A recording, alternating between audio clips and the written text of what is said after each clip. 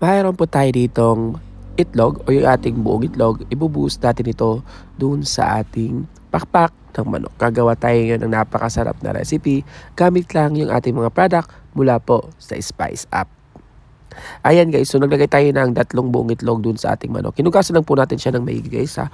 Pagkatapos, meron pa tayo ditong mga product mula po sa Spice Up. Mga herbs and spices mula po sa Spice Up.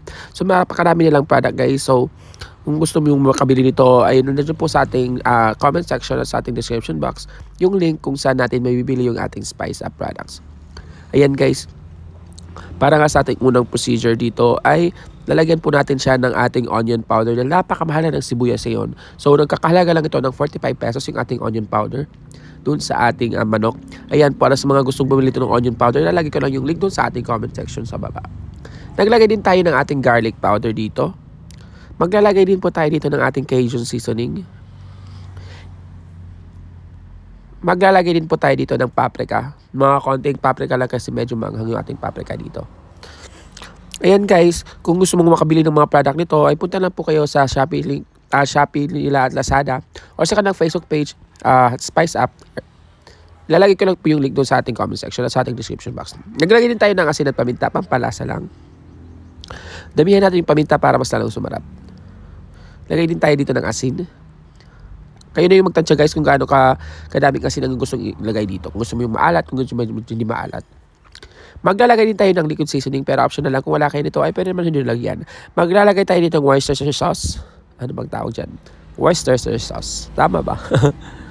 Pagkatapos hahaluin lang natin hanggang sa manuot yung lasa dito. Ayan guys, mas maganda kung nakamarinate po ito ng 1 hour or overnight para manuot talaga yung lasa dun mismo sa ating manok. Pero dahil nagmamadali tayo, kahit 30 minutes, okay lang to. Haluin lang natin siya ng mabuti. Kailangan talagang madurog yung mga nilagay natin ng powder dito kasi para hindi siya magbuo-buo. Maglalagay din po tayo dito ng ating all-purpose flour. Mga 2 cups lang ng all-purpose flour ang ating inalagay dito. Kayo yung magtansya guys. Haluin lang natin siya ng mabuti.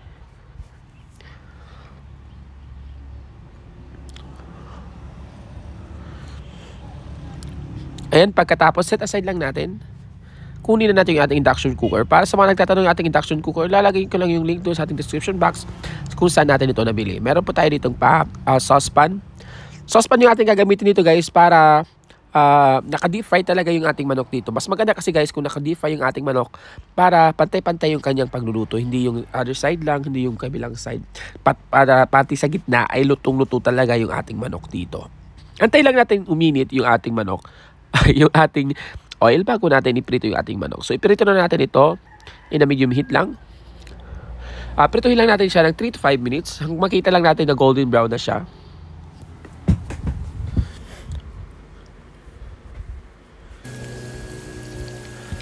So kung makikita nyo guys, golden na golden brown na siya. Dahil po yan sa nilagay nating mga spices mula po, herbs and spices mula po sa Spice Up. Ayan guys, kung gusto mong mabili itong ating lutuan yung ating induction cooker, ilalagay ko na lang yung link doon sa ating description box. Itong ating frying pan o yung ating saucepan ay ilalagay ko na lang po yun doon sa ating description box. So ayan guys, marami kasi nagtatanong dito yung ating induction cooker kung saan po natin siya nabili. Yan, ilalagay ko na lang po doon. Same din po sa ating saucepan, ilalagay ko na lang po doon sa ating description box. Ayan guys, so second batch na po tayo. Same process lang din po, lutuin lang natin siya. Ayan guys, punta lang po kayo sa ating Facebook page, Happy Tummy by RD. Mapakarami din po nating mga videos, mga sponsored PR products na mga unboxing ang ating ina-upload to doon. Doon naman po sa ating TikTok account, meron po tayo, yes. Nandiyan po yung link sa ating description box. Sa ating TikTok account naman po yung mga shorts na videos, na mga short recipe kung ayaw mo din sa YouTube na napakatagal maghantay kung ayaw ka po. So punta lang po kayo sa ating TikTok account at huwag niyo kalimutan guys, follow niyo yung ating TikTok account at ating Facebook page. Bekeda naman po. So kung makikita niyo, golden na golden brown na siya at crispy na siya outside and juicy na siya from the inside. O diba? Hanguin lang natin siya at i-drain po natin sa ating strainer para matanggal yung mga oil na yan kasi alam niyo naman yung oil ay hindi maganda sa katawan. Kung makikita nyo ay napakaganda ng kulay ng ating manok. Ito yung kailangan nating ma-achieve dahil lang po yan sa ating mga herbs and spices. So kuha tayo ng mas malaking frying pan Pagkatapos maglalagay tayo dito ng oil, mas maganda guys kung meron po kayong butter. Kaya lang wala tayong butter na nabili. Kaya oil na lang. Itong oil na to yung pinaggamitan natin, yung pinagprituhan natin ng manok. Okay lang naman yung guys. Maging productive lang tayo at maging resourceful. Meron po tayo dito garlic or hiniwang garlic. Mas maganda guys kung meron po kayong garlic powder yan para mas masarap. Ayan. So nagsatay lang tayo ng garlic dahil napakamahal lang sibuyas. Garlic lang yung ating sasatay dito. Maglalagay din tayo ng ating fried garlic mula po sa spice para mas intense yung kanyang flavor din dito. Kasi yung ating recipe ngayon ay yung ating soy garlic chicken wings. Diba napakasarap? So haluin lang natin, satay lang natin siya. Pagkatapos ay maglalagay tayo dito ng ating Worcestershire sauce.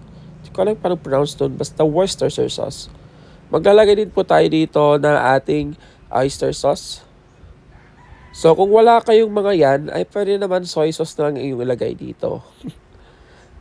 Pagkatapos haluin lang natin, hihinaan lang natin yung ating apoy dito guys kasi mabilis po siyang masunog yung ating mga soy sauce na nilagay dito, yung ating mga sauces.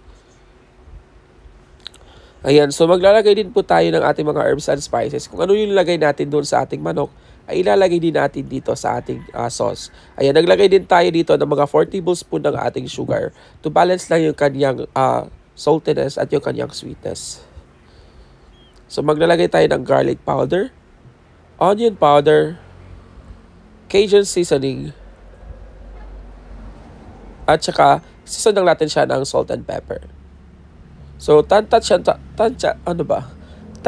lang guys kung nakadepende po yan sa inyo, depende sa panlasa nyo guys. So wala po tayong measurement sa mga spices natin, sa mga herbs na nilalagay dito. Kayo na yung magtansya guys. Halu-haluin lang natin siya ng mabuti. So ang kailangan lang natin dito ay yung madurog, yung matunaw yung ating mga spices na lagay dito. Pagkatapos ay ibuhusan natin yung mga naprito nating mga manok and then mix lang natin hanggang sa well-coated na yung ating mga manok dito. O diba, napakabilis lang ng ating recipe ngayon at napakasarap. Kung sa restaurant ka nito, bibili, napakamahal ito guys, promise. So, ang ating manok ay nagkakahalaga lang ng 100 pesos guys. Alam nyo guys, napakamura ng mga chicken wings. Itong mga wings na ginagamit sa mga buffalo chicken, sa mga restaurant na mga only wings. Napakamura lang nito guys sa mga supermarket stores. Nagkakahalaga lang yata ng 125 per kilo yung ating manok dito.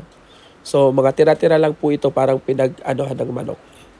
So, para mas lalong sumarap, maglalagay tayo dito ng ating fried garlic mula po sa Spice Up. So, eto na yung ating soy garlic chicken wings mula po sa Spice Up. Don't forget to follow and subscribe to our YouTube channel. God bless. Yun lang.